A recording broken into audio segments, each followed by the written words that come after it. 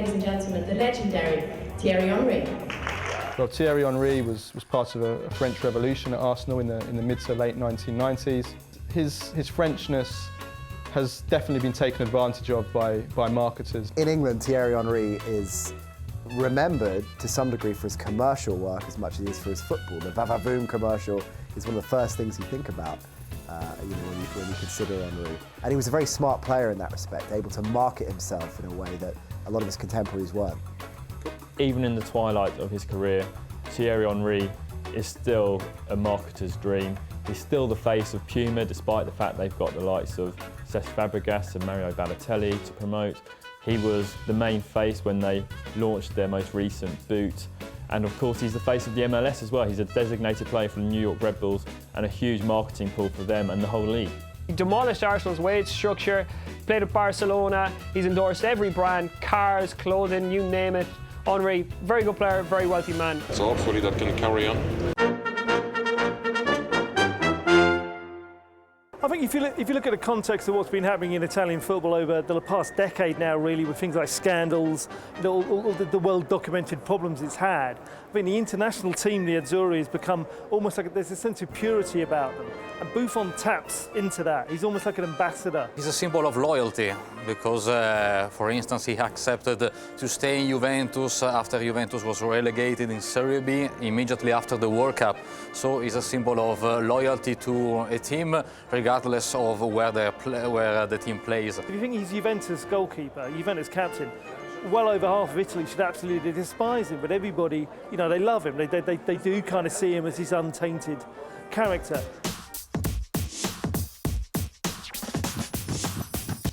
He keeps getting written off, and yet he keeps achieving.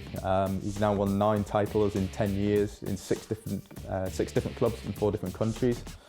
He is scoring more goals than ever before. He's just getting better and better, and with it, he's earning more and more money as well. He's a brand. Trademarked his own name about 10 years ago, which means he can cash in whenever anybody tries to use the word Zlatan.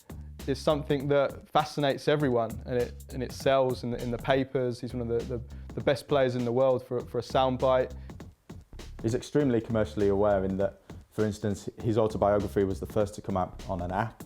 He's bought an island with 500 hectares of hunting ground.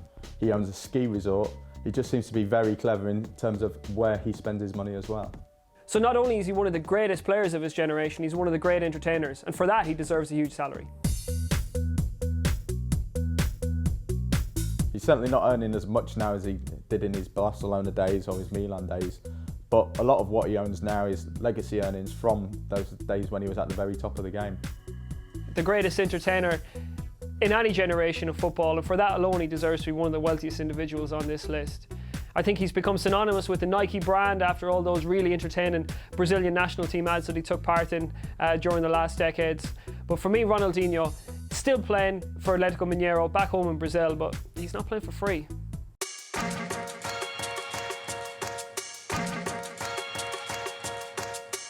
Well, Neymar is probably the subject of one of the most controversial transfers of all time, which ended up costing Sandro Rosell his job as president of Barcelona. And it's reflected very badly, really, on Neymar himself and especially on Barcelona. Those intricate contract details mean that his father has ended up about €40 million richer. Still one of the most marketable players in the world is Neymar. There isn't a brand that he isn't attached to in his native Brazil.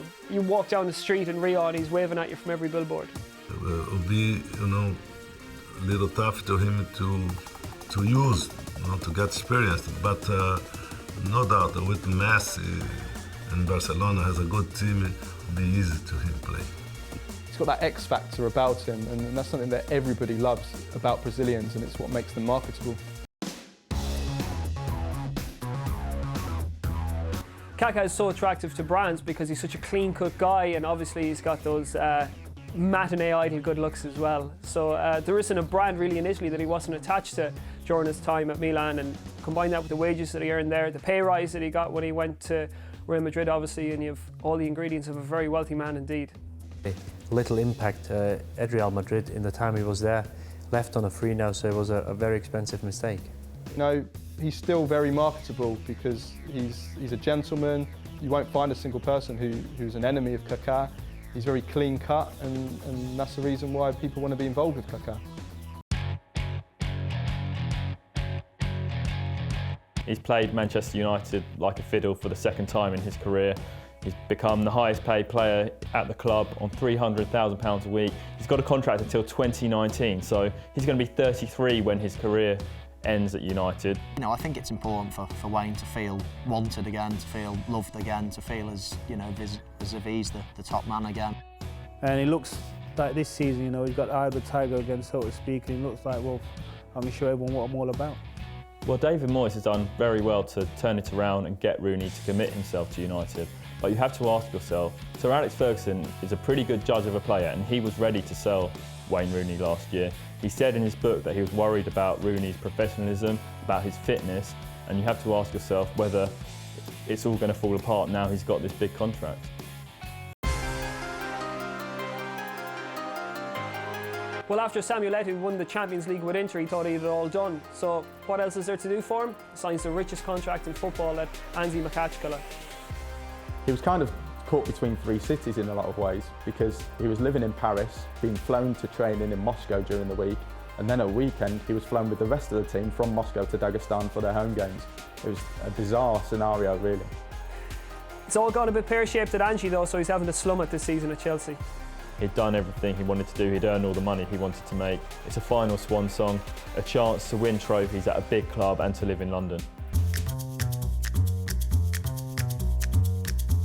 What's great about Messi is his humility, and I think that's what people like about him, particularly as he is on the global stage up against Ronaldo, the two greatest players in the world. And Ronaldo is all about bravado and he's quite cocksure, whereas Messi just goes about his business quietly. And I think people like that and warm to him because of that. His injury trouble did help to ensure that he didn't win the Ballon d'Or for the first time in 5 years. He had trouble off the field in terms of his court case, and just generally it wasn't quite up to the phenomenal standards that he's set himself over recent times.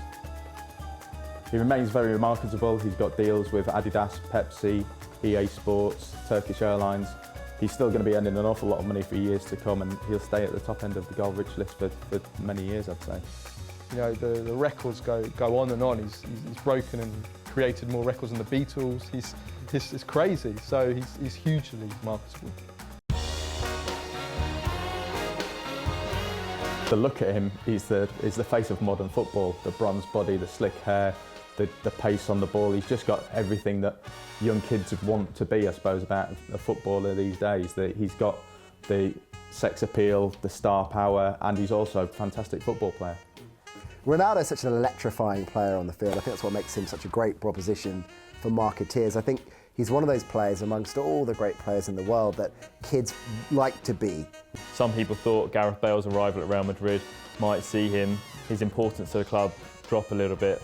That's not been the case. He's been the best player in the world over the last year, and he fully deserved to win the Ballon d'Or. It was a fantastic night, emotional night. I feel proud, you know, to win my second golden ball. He wouldn't have been put off by Bale's arrival.